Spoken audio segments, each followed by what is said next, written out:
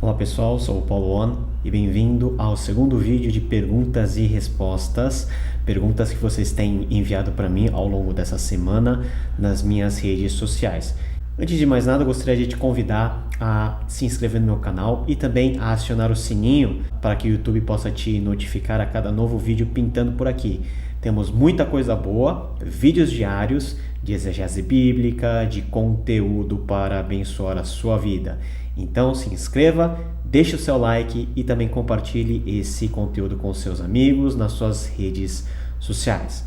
Vamos lá para a primeira pergunta? Bom, a primeira pergunta que eu recebi foi do Luiz Fernando Marendas, que ele diz o seguinte: tem uma pergunta. Neste mundo, entre nova perspectiva sobre Paulo, velha perspectiva sobre Paulo, pós nova perspectiva sobre Paulo, onde o John Barclay se encaixa? Obrigado. Bom, é uma pergunta que dá para responder de maneira simples e também de maneira complicada. Nesse vídeo eu vou responder de maneira simples. O John Barclay não se enquadra nem totalmente na velha perspectiva e nem na nova perspectiva. Ele tem um livro muito importante, talvez o livro mais importante que ele já lançou na vida, que se chama Paulo e o Dom, que foi lançado lá no mundo de fala inglesa mais ou menos em 2015, se não me engano, quando eu estava estudando lá em Edimburgo, e que a Paulus traduziu muito bem para o português e foi lançado aqui no Brasil esse ano. Aliás, o John Barclay esteve aqui no Brasil, eu acho que lá no Paraná, dando palestras a respeito do livro dele. Eu testemunhei a célebre discussão, ou seja, discussão acadêmica, debate que ele teve com N.T. Wright, que ocorreu lá onde eu estudei, na Universidade de Edimburgo. Vamos dizer que o Barclay ele critica muito as posições da nova perspectiva de Paulo, entretanto, ele também considera algumas outras muito fundamentais para o entendimento da teologia paulina, como, por exemplo, a questão da etnicidade, de como isso era importante dentro do judaísmo da época, do judaísmo do Segundo Templo. Por outro lado, o Barclay tenta fazer uma leitura um pouquinho mais à frente da simples leitura luterana da teologia de Paulo. Na verdade, o que o Barclay vai fazer é colocar, por exemplo, nessa obra que eu acabei de citar, a graça de Deus como elemento fundamental da teologia de Paulo. A velha perspectiva, por exemplo, vai lidar com a questão da graça de Deus como se no judaísmo antigo a graça não fosse um elemento tão importante. A nova perspectiva vai dizer, e com relativa razão, que a graça fazia parte também do sistema judaico, do judaísmo do Segundo Templo, como meio de se relacionar com Deus. O Barclay ele vai se colocar mais ou menos entre essas duas posições extremas e situar a importância do dom, da graça, do conceito de favor em sua teologia. Vale muito a pena, você que gosta de Paulo e da teologia paulina, ler o livro Paulo e o Dom, lançado pela editora Paulus esse ano. Esse livro é considerado pelos principais especialistas como um dos mais importantes sobre a teologia paulina lançados nesses últimos anos. Vamos para a segunda questão, enviada pelo Leandro Silva. O dízimo deve ser aplicado nos dias de hoje? O dízimo era uma prática não restrita ao povo de Israel. A prática do dízimo é uma prática que tem registros em vários povos do Antigo Oriente Próximo. Mas o que era inovação em Israel é que esse dízimo era ofertado pelo povo para a manutenção da casta sacerdotal. Nesse sentido, sim, nós temos uma inovação do judaísmo, da religião judaica, na aplicação do conceito de dízimo. Existem vários vídeos aqui no YouTube mesmo falando sobre a validade ou não dos dízimos nos nossos dias.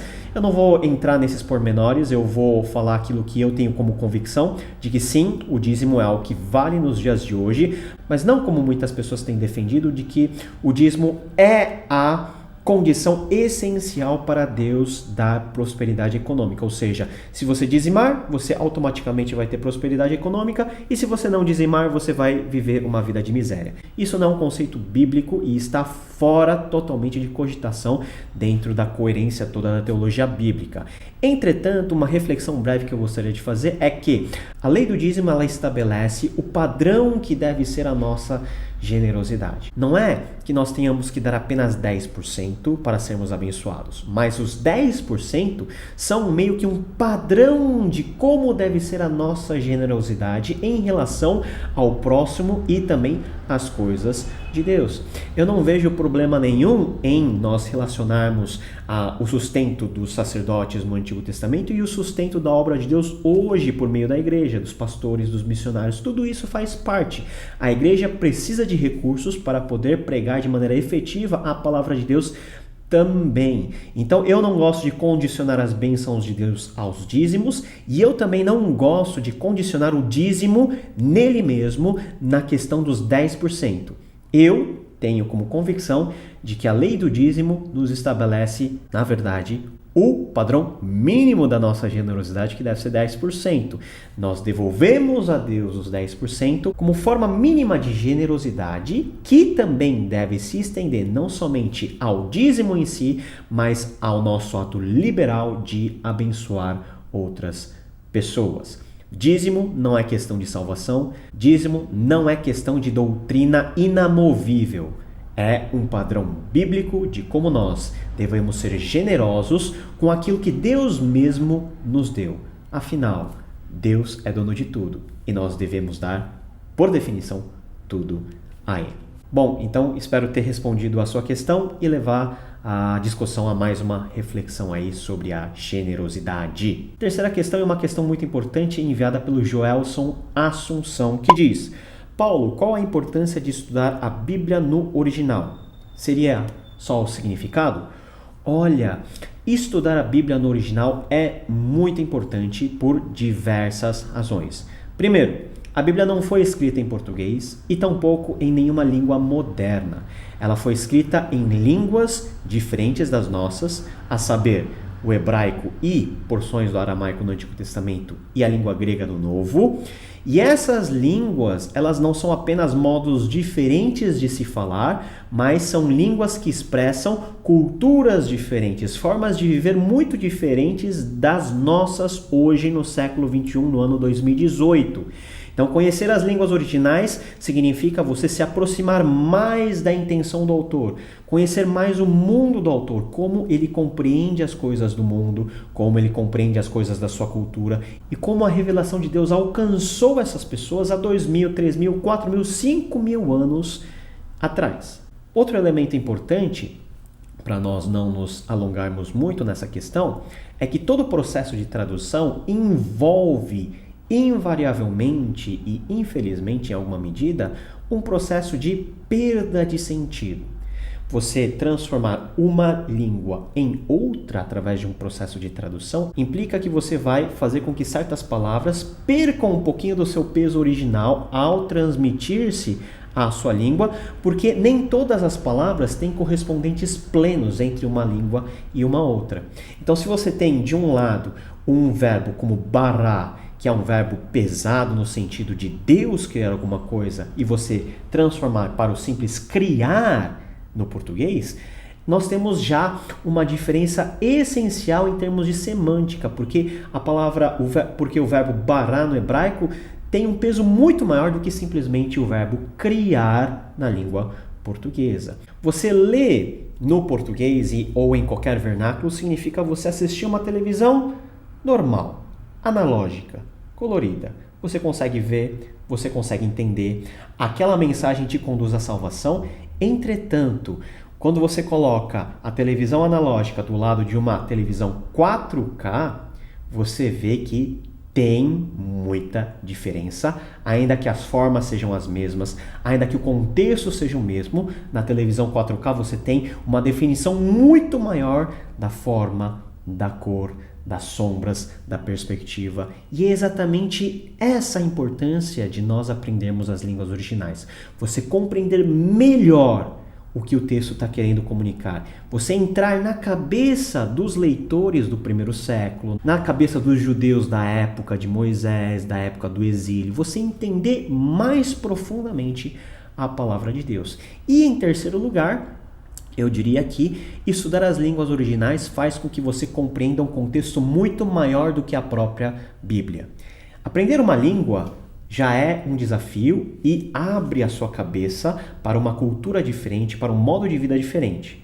Imagina aprender as línguas originais. O hebraico, você entrar na forma de pensar dos hebreus, dos judeus.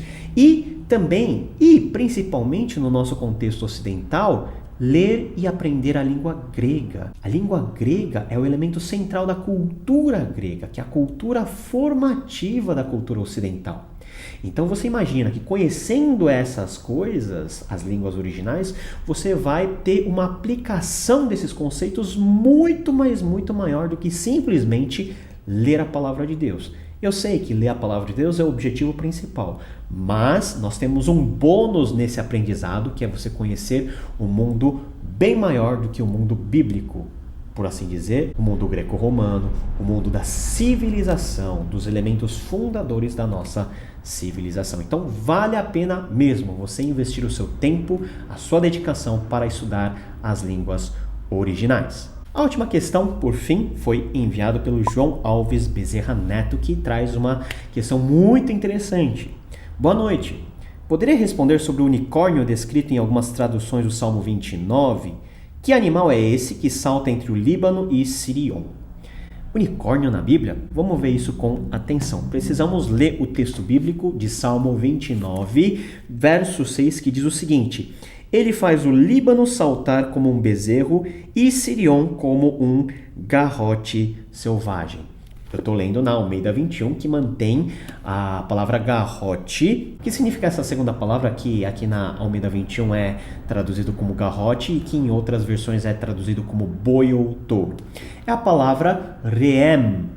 Reem, no hebraico, ocorre algumas vezes no Antigo Testamento, como por exemplo em Jó 39:9, em Salmo 22:22, em Números 23:22, que é um animal, basicamente um boi, um touro selvagem.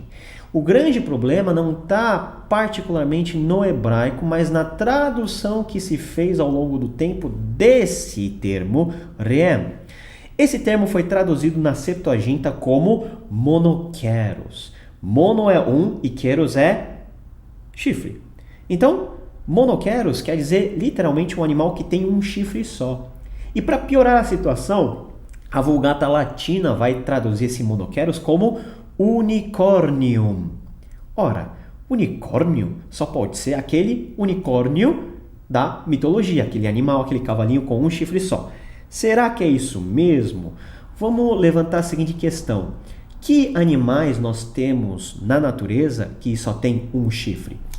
Nós temos, por exemplo, o rinoceronte, que parece também ser uma possibilidade de tradução por ser um animal grande, por ser um animal selvagem.